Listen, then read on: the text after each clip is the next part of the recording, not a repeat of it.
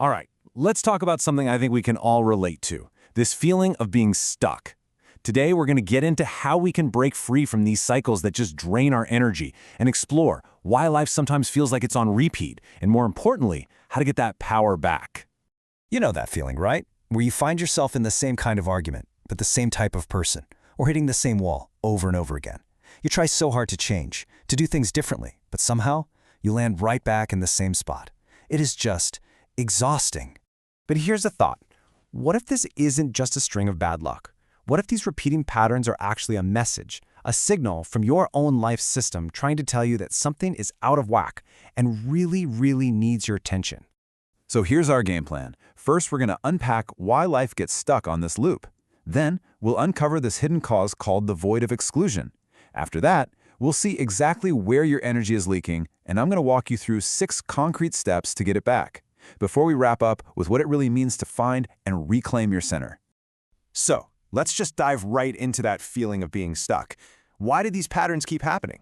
It's so easy to feel like we're just a victim of our circumstances, but you know what? The real answer is usually a lot closer than we think. I mean, it's human nature, right? When we're stuck, we look outside. We blame our boss, our partner, our family, or just say, well, that's just my luck.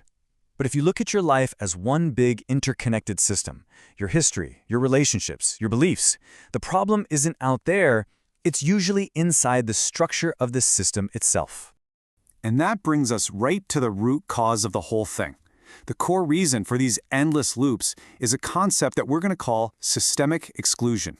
So what in the world is systemic exclusion? It's not just about, cutting someone off or blocking their number. No. It's way deeper than that. It is an internal act. It's when we judge someone, condemn them, and actively try to scrub them or some event out of our life story.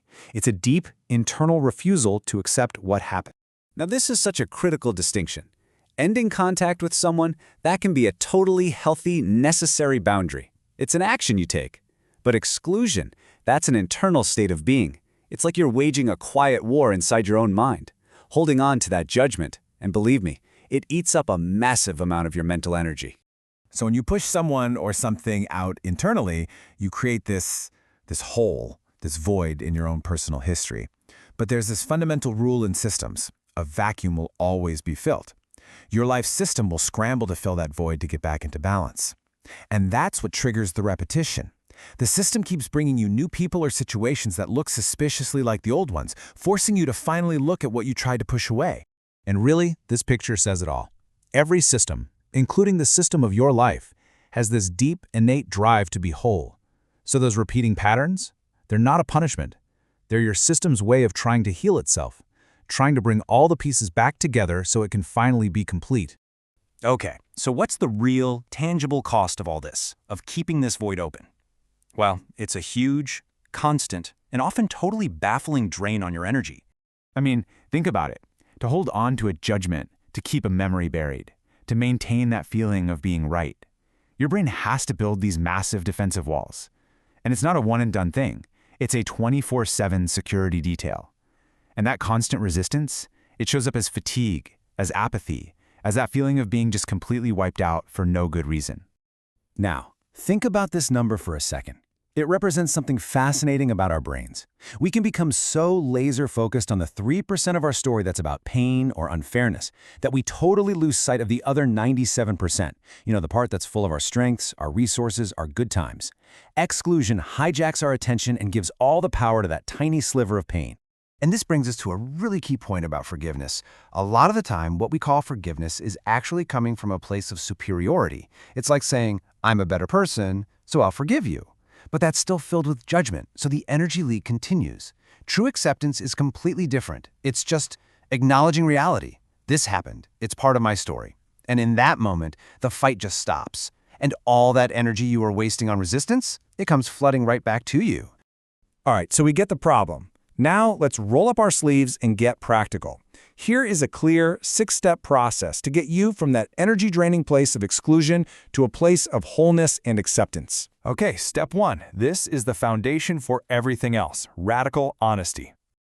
I want you to just take a quiet moment and ask yourself, honestly, who am I excluding? Who do I talk about with judgment or condemnation? The point here isn't to fix anything yet.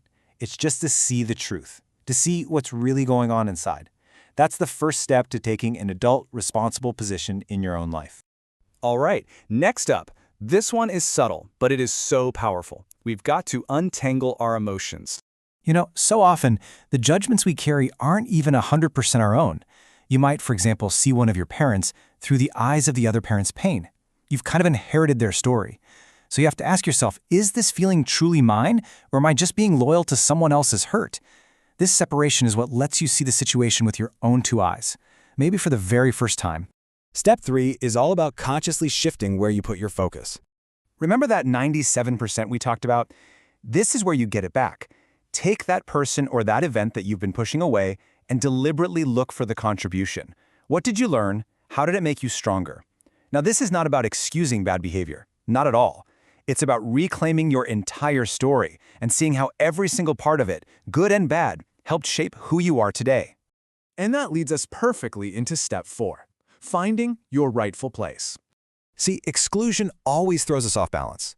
We either put ourselves above the other person in judgment, or we put ourselves below them as a victim. Your true center, your place of power, is one of equality. You are an adult among other adults.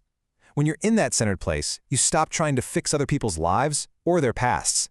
You just take up your own space. And from that centered place, we get to the absolute heart of it.